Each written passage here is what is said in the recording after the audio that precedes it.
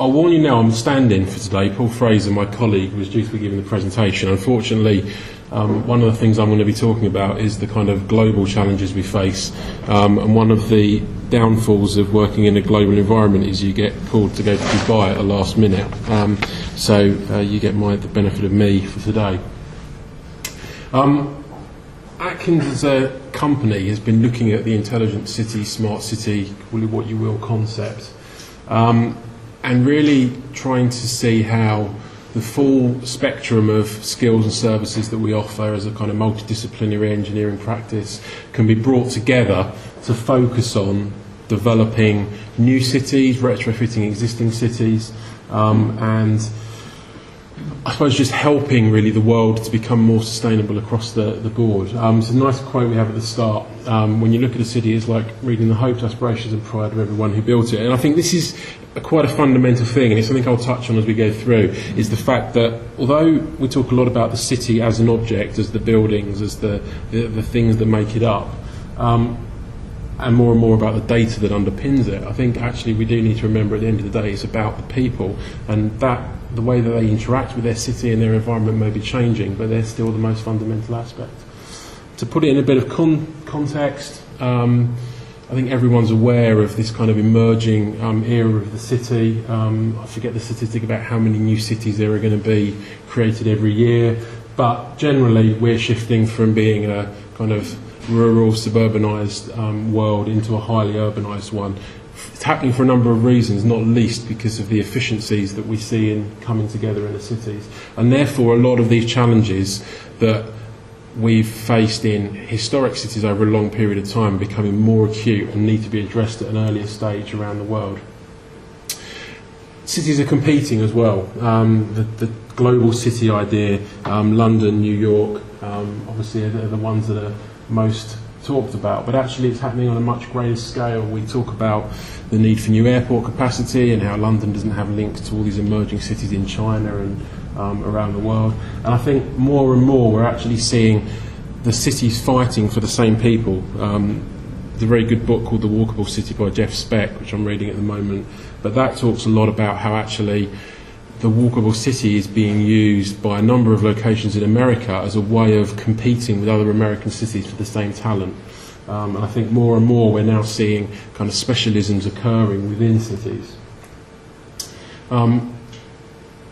Again, some more kind of statistics and facts, if you like. Jakarta, highly vulnerable to climate change. A number of cities around the world that today are major global cities are very susceptible to climate change. It's something we're seeing more and more. I think today may be the first day of spring for us, which is another example of the climate change that's affecting us directly. But a lot of these new cities are being built in dangerous places. They're places where actually more and more infrastructure is required to support them as cities, not just from direct climate change, but from indirect issues in terms of energy use, peak oil and things like that. Only 40% of households in Malaysia have broadband. Access to broadband is going to be fundamental going forward. It's one of a number of challenges we face. Rick's already touched on it. As we become more and more interconnected, if you don't have that connectivity, you get left behind. Our populations are changing, they're growing. We've got an ageing population. It's a particularly acute problem that we're facing in the UK. I think slowly people are starting to address that through the design of the built environment and recognising that we have got an ageing population. But actually we've also got a very young population. There's now an acute shortage of school places coming through. We've got one of the largest numbers of, I think, under 9-year-old children since the baby boomer generation. So this is going to go in waves. At the moment we need more schools as well. When they work their way through, we're going to need more elderly capacity. How can we be flexible to address the different challenges from different sectors of society through a built environment which historically has been very slow to adapt and very slow to change? So I think to be a successful intelligent city, there are three things that we've identified. One is identity, this kind of global battle, if you like, between cities to be recognised from their history, from what they're trying to be going forward, how they can compete with each other. Obviously there's a limit to the number of cities that can be global aviation hubs to the number of cities that can be global financial centres. And more we're seeing this battle going on, not just internally within individual cities, but externally around the world. Objectives, clear goals to provide a foundation for sort of bespoke solutions on a city-by-city basis, dealing with individual issues, mitigating risks from global warming, how cities can be more competitive and more successful on a global stage, and collaboration, because it isn't just about competing, it's about working together, it's about complementary services. We've heard a lot in the previous two talks about sort of people complementing in terms of offering skills and offering services on a peer-to-peer level, and that collaboration needs to be scaled up to a city-to-city level. So, at a corporate Atkins level, our approach really is to address the intelligent city challenge from a number of ways. Our mantra of plan, design, enable is equally applicable to intelligent cities as to anything else. And really there's a number of different aspects to it. A lot of them are shown here. Resilient water supply, both in terms of fresh water and also wastewater. How you integrate data and security and giving people access to broadband. Transportation systems, providing intelligent access to transport information, managing energy requirements, peak requirements, low levels, both at a local scale and at a global scale, import and export of energy. Down to a sustainable building stage, green buildings, how individual buildings can be more sustainable, but also work sustainably within a neighbourhood or a larger area. But moving on to us as urban designers, I think the question is, how can we be sort of directly engaged with the sustainable cities issue? I think as urban designers generally, we need to balance multiple and often conflicting opinions and requirements to create high quality built environments for communities to thrive. I hope that's a reasonable kind of overview of what we do. But I think there's also some concern that the kind of intelligent cities movement can be some kind of threat. It's going to stifle the creativity and the need for urban designers. It's all going to be data driven. But I think actually evidence-based design isn't something new as an idea. It's something that we've been working with for a long time, using data and intelligent analysis of data. This is a very old map. This is from about 6 years ago. It's an intelligent space visibility analysis map of London. What it shows is how visible any single, or how much you can see when you're stood at any point from where you are actually stood. So the areas that are red, you can see lots of stuff going through to the dark blue, where actually you can't see very much around you. It's no coincidence that the areas that are red coincide with the areas of high value in terms of land values. They're the busiest streets, and that correlation is linked to human nature. People like to be able to see where they're going, they like to be able to see a long way ahead of themselves. And that correlation is something we can use as we design streets and spaces. And we have been using for a number of years, very similar to the spacing test approach. This is a much newer map. I don't know if people have seen this before, and I need to refer to which colours are which. But this is this is from the Geotaggers World Atlas. The blue points are pictures taken by locals, and they've calculated this by looking at, these are all from Flickr, by the way. They're calculated by people who have taken a picture dated within a month period and then moved on to another city. So it's deemed, therefore, they're likely to be,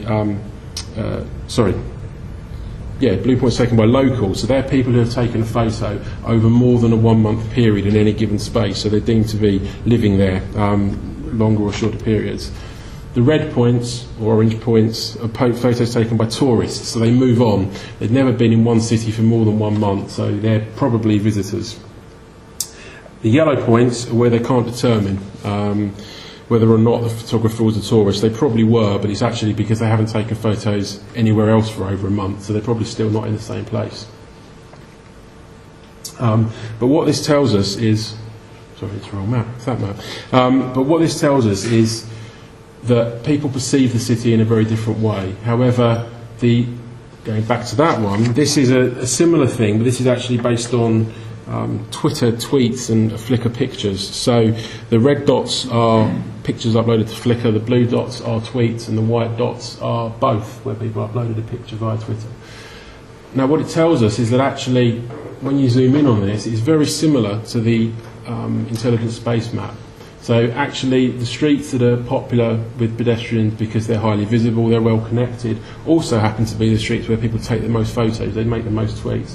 There are some differences. I mean, there's clusters here. You can see things like Wembley in the north there. You can see some of the parks where there's probably been a concert or an event on. Also, I don't think you can probably tell it on here, but actually the Regent's Canal stands out quite markedly, which when you look at something like the intelligent space analysis, it doesn't, because that focuses on roads and doesn't really look at other routes, but it helps to tell us as urban designers that actually this data can underpin understanding better how the city works, how people move around it, how people use it. Another way that, as urban designers, we're kind of engaging more with technology is in terms of the tools that we actually use in our day-to-day work. The two images here are from an app that was created for London Wall Place, which is a new development on London Wall by Hammerson.